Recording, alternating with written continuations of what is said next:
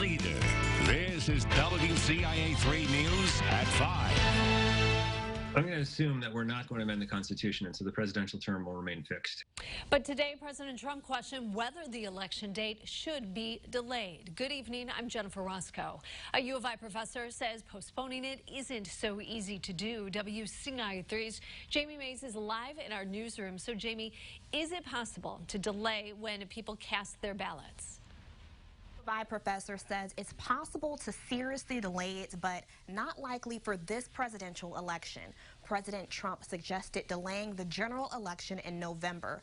In a tweet, he said, in part, with universal mail-in voting, 2020 will be the most inaccurate and fraudulent election in history. Right now, 5 states have elections completely by mail, and the Constitution gives Congress the ability to change times, places, and manner of congressional elections. I spoke with Brian Gaines, a professor at the Institute of Government and Public Affairs at U of I, about why he says the delay is unlikely. The presidential term is determined by the Constitution. It has to expire in late January.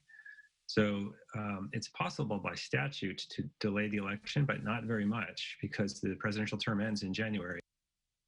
He says amending the Constitution would be really difficult. Gaines says there would have to be a Supreme Court ruling to give the president power to change that date, but he thinks that's very unlikely. Live in the newsroom, Jamie Mays, WCIA 3, your local news leader. All right, Jamie, thank you. Governor Pritzker responded to President Trump's tweet. He said, in part, Illinois will hold our election as required by law on November 3rd. The right to vote is essential, which is why I signed a law to expand voting by mail and make our elections safer than ever.